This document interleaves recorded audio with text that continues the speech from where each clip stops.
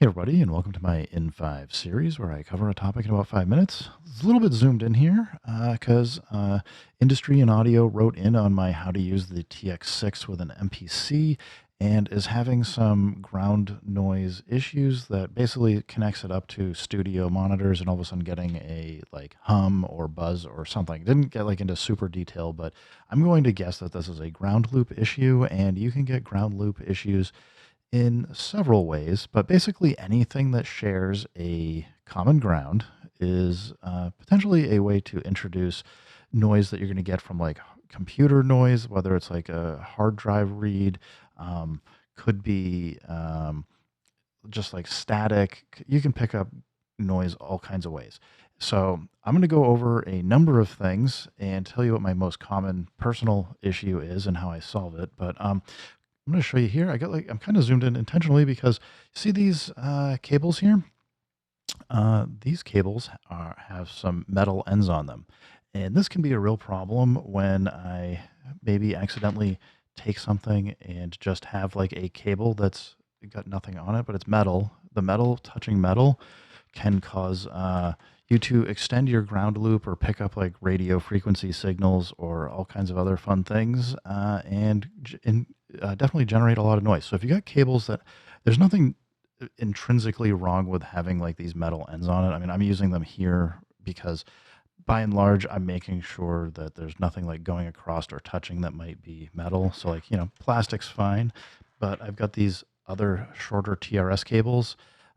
This is metal, and definitely bridging these and doing other stuff like that will cause you all kinds of like, where did this noise come from? And then you don't think about it, but you're in the back of your rack or whatever, and you're moving stuff around, and it keeps coming in and out because your cables, if you get a lot of cables like I do, then it can cause you some problems.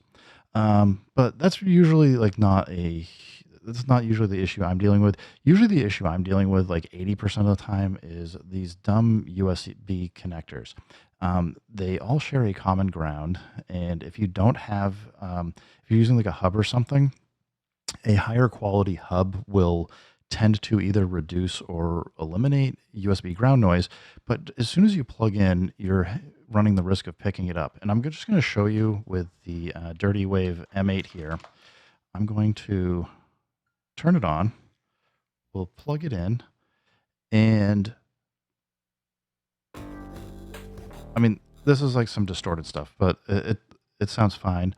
There's not like any noise for the signal coming in as we are picking it up. But if I go crank up the volume here, very loud. We're definitely clipping, or we're very close to clipping. So, I wouldn't go probably raise it up that high just because the mixer may or may not be able to take it depending on what you've got going on. But you can see here I've got like input. If I crank that up, you can see that there's like a little bit of noise coming in here. So because we're amplifying this signal digitally, that can grab it. Also, I'm going to turn this off, and as soon as I plug this in, so I plug this in. I don't have my computer on screen. It's not plugged in yet. As soon as I plug this into the computer, you're going to hear some noise and whining come in. And went away. That happens sometimes. But you can hear like it kind of kicks in. And sometimes that will not close, like that sound. It'll just stay on and you'll just hear that noise.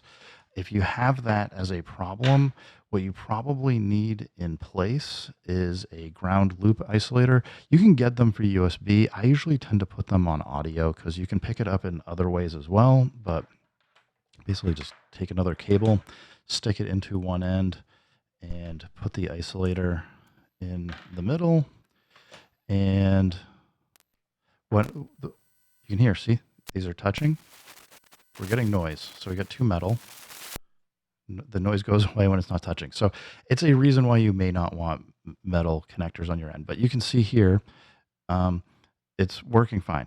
Now, the reason why we're picking this noise up in this case is if we are getting ground loop noise issues, we're basically this device here is going in the middle, and it's basically using like magnets or similar technology to make it so that it breaks the connection for the ground, which we've got three connections here. One's left, one's right, and then one's ground. I think that's the outside. I'm pretty sure it's the outside one that's the ground.